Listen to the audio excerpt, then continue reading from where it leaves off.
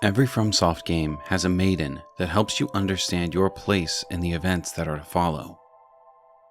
Typically, this companion will also help you increase your level as you move through the world. With the Maiden in Black, Firekeepers, and the Doll, there's a central hub where they help you turn souls and blood into strength. But Elden Ring bucked this tradition with Melina, who channeled your runes into strength until she decided to grant this power to you. This means that anyone who makes their way through the Lands Between could potentially tap into the true power of runes, should they be gifted the ability to do so. And that's important when we discuss Nightreign, as it seems every Nightfarer can strengthen themselves as they move through Limveld. With this in mind, the role of the priestess is strictly that of a guide, at least until we help her regain her true strength. At that point, we meet her true self, the Duchess, and she fights alongside us against the Knight. Today, we explore who the Duchess is, her role at the table, and her conviction in protecting someone dear to her. Thank you for joining us as we venture out into Limveld and tell the stories of Elden Ring Nightreign. Unlike previous episodes of Elden Lore, our Nightreign series will tell the in-game stories of each Nightfarer, while also including relevant text that helps flesh out their lore and overall place in the game's story. If this is your first time finding the channel, welcome. We're glad to have you along with us as we explore this alternate universe of the Lands Between. If you have any questions, just leave them in the comments and we'll see if we can find the answers. Also, make sure to check out our Discord, where we're building an active Nightreign community you can join so you never have to play with randos. If you like the way I break down these journals and missions, please consider subscribing, but no pressure. Your viewership is always more than enough for us. With that said, let's learn more about the priestess who would take up the blade. Upon entering the Roundtable Hold, the Duchess will explain to you why you have come to this place, and much like her predecessors, she will do her best to explain, however cryptically, what your role is to be as a Nightfarer. You are awake.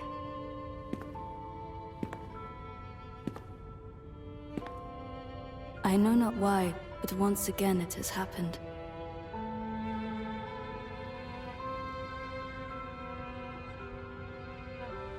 So be it.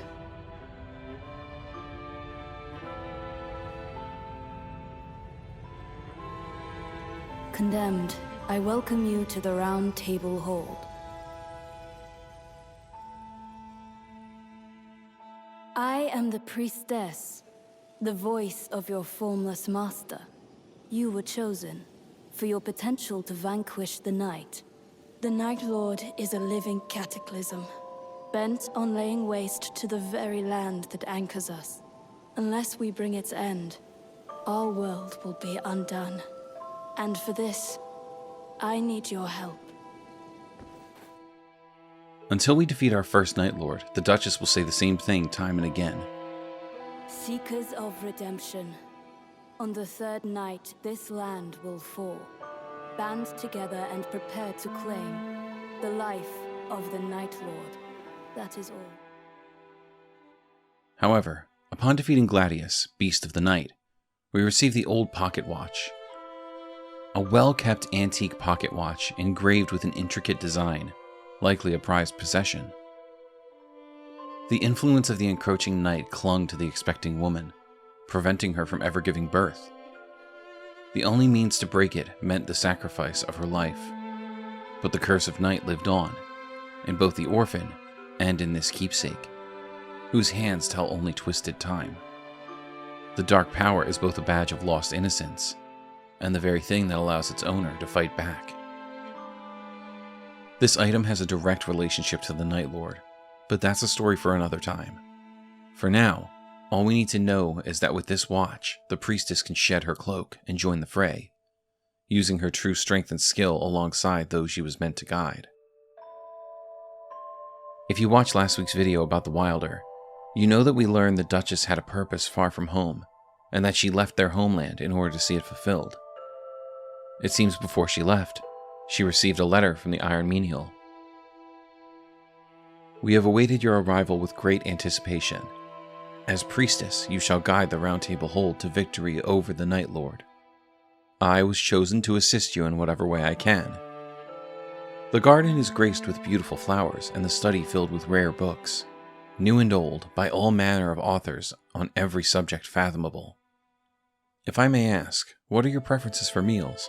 I will serve whatever you wish. One last thing.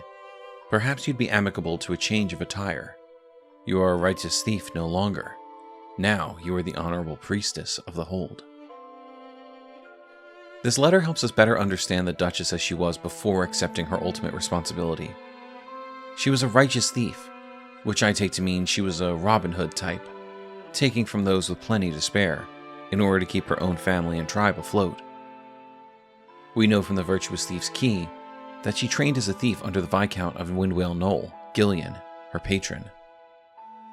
Her dagger tells us even more about this time in her life.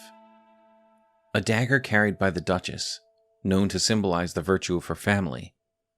Though she was not born into her adopted house, she was welcomed into it with open arms, and though unrelated by blood, the nobility and righteousness of her clan took root within her heart. The Duchess is the adopted daughter of her tribe, but she was always seen as family. A letter from the Iron Menial written after the Wilder was summoned to the Roundtable Hold. I trust that our newly welcomed champion has had a moment to gain his bearings. He appears to have sustained injuries in the outside world before he was drawn here. Rest assured, I will make certain that he is properly cared for. In any case, I'm delighted to welcome a new Nightfarer to our family. He seems to be the master of a very large sword. No doubt he will make good use of it in our campaign against the Night. After the arrival of this new, but familiar ally, life at the Roundtable Hold continued as normal. The Nightfarers pushed back the night, and the Duchess guided them, having the daily needs of herself and her compatriots tended to by her animated compatriot. A routine letter from the Iron Menial concerning everyday affairs. Baking the bread you requested is proving to be more difficult than expected. I've recruited the Raider to assess the results of my trials, and surely this will help me approach your specifications. Which reminds me, the Raider said he wishes to speak to you about something. Perhaps you might pay him a visit. The Raider seems to have concerns about the Wilder's well-being, and asks that you check on him if you have the chance. You have a moment. Something's been troubling me. Maybe you could help. It's the lad with the great sword. He seems off. Just stares into the distance when I talk to him. I have an inkling the constant combat might be taking its toll. Maybe you'd have better luck than me if you tried to get him to talk. Well, I take it you need something. Come back once I've finished mending my tools. All right? So, how was he? Not looking good, I take it. Times like these, finding something simple to focus on can help clear the mind. Maybe you could get him something to tune up his weaponry. Keeping a trusted tool in top condition always makes me feel better, for one. In order to raise the Wilder's spirits, the Raider believes we need to bring him something to keep his sword in tip-top shape, sharper and ever more ready to face the Night. So it is that the Duchess tracks down Golden Dew, a material known to strengthen and reinforce armaments, and brings it to her companion. I can use that, but where did you learn it works for weapon care? Did I? Well, not that it matters. Here you go. A token of thanks. The Wilder, to show his thanks, gives the Duchess some iron coins from a faraway land. A nomadic tribe used these coins in trades with settled tribes to purchase supplies to support their isolated lifestyle. These coins, produced from the Wilder's pocket, are icily cold.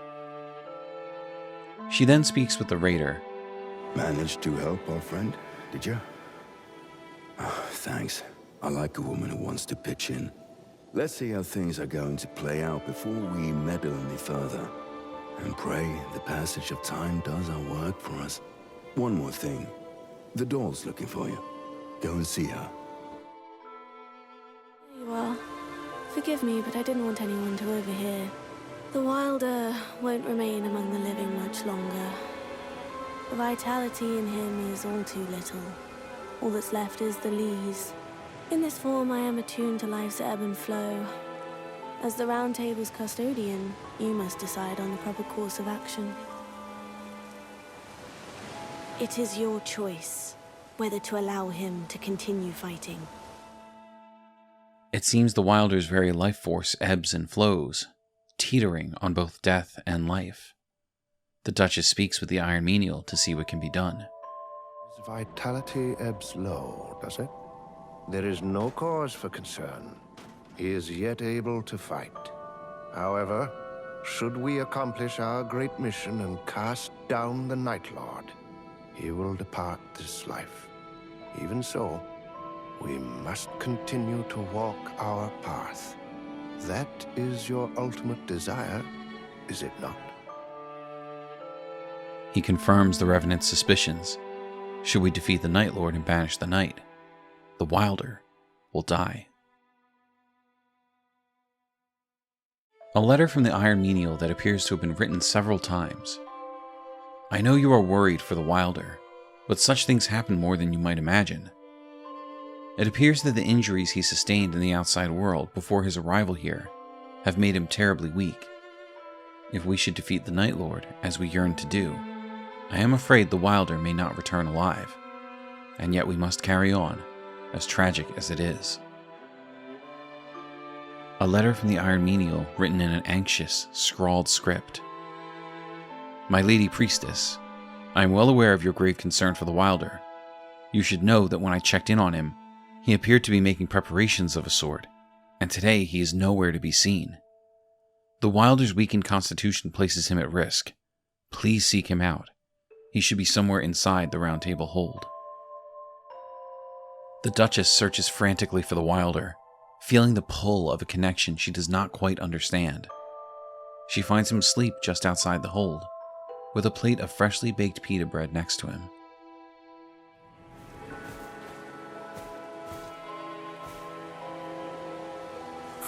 The taste is a wistful reminder of childhood. That's how we make it back at home. Good, right? I'm glad you like it. Have as much as you want.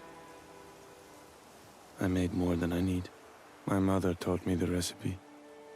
It keeps well and won't leave you hungry. Just something I like to do. To remember and to clear my mind. By inspecting this bread, we learn the Duchess's thoughts on the meal.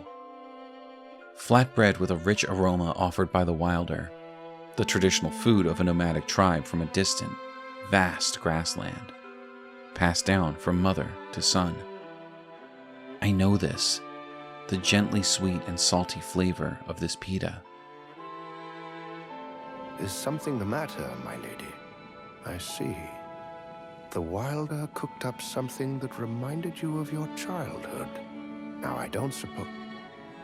Well, unless... Who provided you with the food in question? Oh, then the two of you must be... I am in disbelief. It's nothing short of a miracle. Now, though this is by no means bad news, I must press upon you. We are here to bring an end to the Night Lord. Do not let this revelation tempt you from the path. This is the truth that's been dancing on the edges of the Duchess's mind since the Wilder found his way to the Roundtable Hold. He is the older brother she left behind in order to fulfill her duty as priestess of the table. And now she must ask herself, what's more important, her duty or the life of her brother?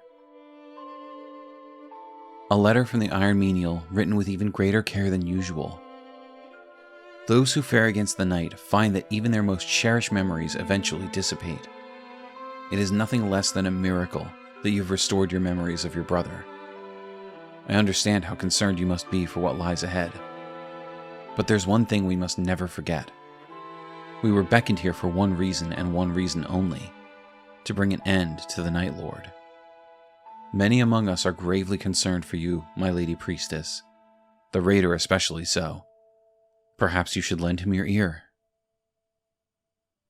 Before speaking with the raider, the Duchess pays a visit to the Revenant, who waits to do battle with her. This fight is a test, an attempt by the Revenant to reaffirm the Duchess's strength and put a stop to her wavering. The Revenant's goal is to remind the Duchess that her top priority should be duty rather than family. I yield. Do you see now? You are strong, and only the strong can wield true power. The weak have no such privilege, but with strength comes the burden of duty. Did it never occur to you that this is precisely why you are here? Take this, if you understand me. Now, not a word of this to anyone. You really don't hold back, do you?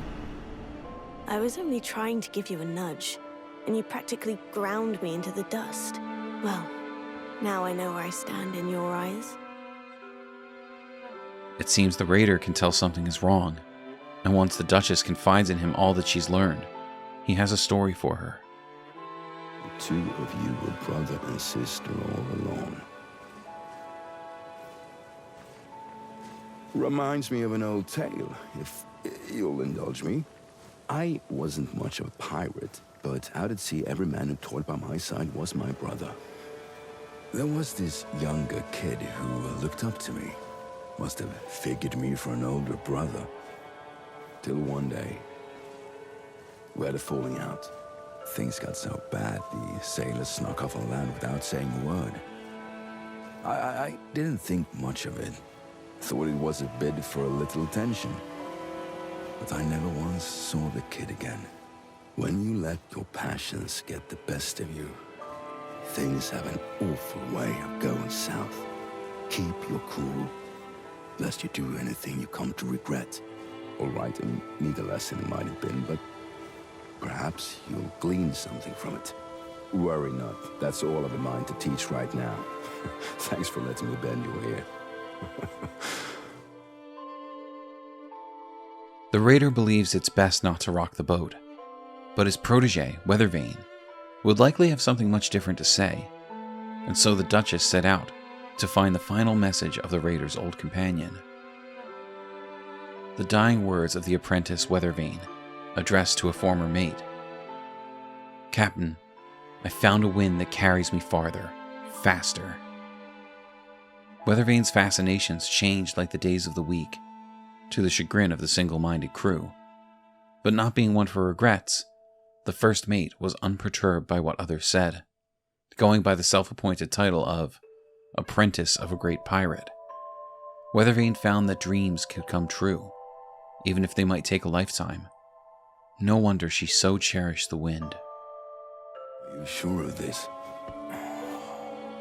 Damned fool. Why not just tell me? The kid went out like a warrior. Not the bad way, all things considered. Thank you. I might never have known, and didn't expect to. That settles it. Now I'm sure. Take this, would you?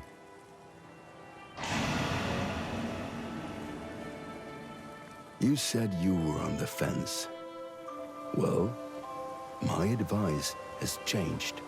I say refuse the choice. Who says that when you choose one path, you forego the other? It's your journey. Take all the paths you like. I know you won't let it come to nothing. Take it from me. It'll be good as gold. Weathervane's words resonate with the raider. He sees a future crafted by the Duchess, where she both fulfills her duty and saves her brother. Unlike the Revenant, this old sea dog is a true friend to the matron of the Roundtable, and believes she can change fate itself through nothing more than her own conviction. A letter from the Iron Menial that was torn up and discarded without ever reaching its addressee.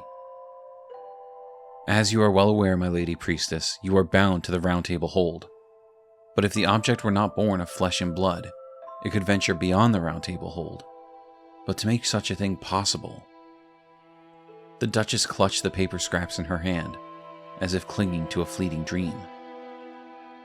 This letter was different from the others. It was found by the Duchess, not given to her. Over time, she's able to piece it back together. But to make such a thing possible, to connect to the Wilder in the outside world before he draws any closer to death, we require a fetish.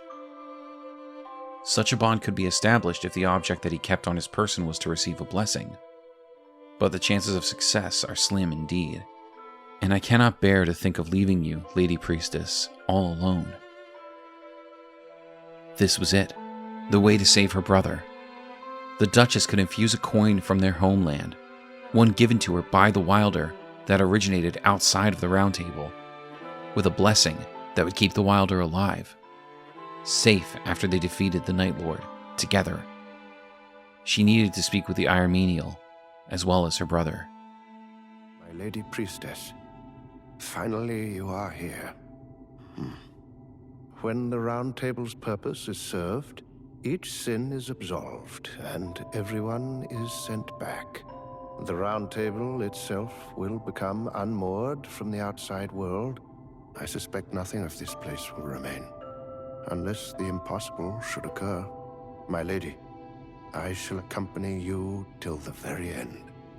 What have we here? Are you asking that I go to the Wilder? I must refuse. If I did, you would be left truly alone, my Lady Priestess. It is much too cruel. Much too cruel.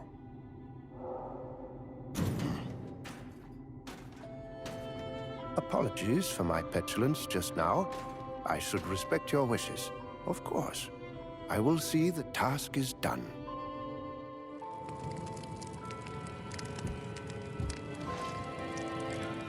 I know. You don't need to tell me twice. It's the whole reason I'm here. I vow to slay the fiend with my own two hands. It would seem that her skills as a thief came in handy once again, as she placed the fetish on the Wilder while he was none the wiser. While doing so, she also pickpocketed something for herself.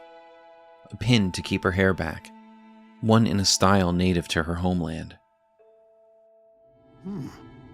What's that you're sporting? Did you pinch it from the Wilder? That was hardly very becoming of you. Fine. I'll keep mum for now. You'll remain as extravagant as ever. Oh, most ambitious madam. I'll always remember that side of you.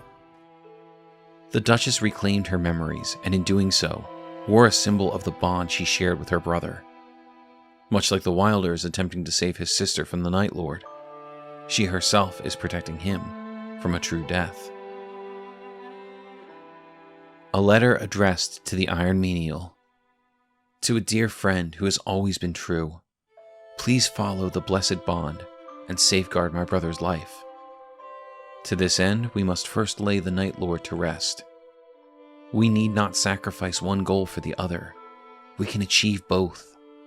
My resolve no longer wavers, not while I am graced with this beret. The Duchess entrusts the life of her brother to the one who's been protecting and supporting her from the very start, the Iron Menial. She made it her last true request to ensure her brother's life is safeguarded, no matter the sacrifice she needs to make in defeating the Night Lord and disappearing alongside him. However, unbeknownst to the Duchess, the Iron Menial is not only helping her, but assisting the Wilder as well. Much like his mistress, the Iron Menial does not follow one path. He both attempts to save the Duchess while keeping his promise to safeguard the Wilder's life. But perhaps that's another story to dig into later. The Duchess has come to peace with forsaking herself if it means both her duty will be fulfilled and her brother will live. But maybe that doesn't have to be where her story ends. In truth, all she knows is that she found a way to preserve the life of someone she loves dearly, and even reclaim treasured memories of home. To her, this is enough. She can go to her grave knowing that she achieved both of her dreams, and helped to end the long night that plagues Limveld. But who knows if this is where the Duchess's story truly ends? Because if her brother manages to achieve his goals, maybe she can live a life free of the responsibilities that were thrust upon her. Thank you for joining me for the story of the Duchess. Did this woman's quest to protect her brother and end the long night resonate with you? Do you believe the Duchess was ever truly freed from the Round Table? Is there a world where she and the Raider take to the high seas, searching for adventure? Let us know your thoughts in the comments below. Watch that button light up as I ask you to like this video, and don't forget to subscribe, hit the bell, and set notifications to all, so you never miss out on any of our lore dives. We look forward to seeing you again for more Elden lore.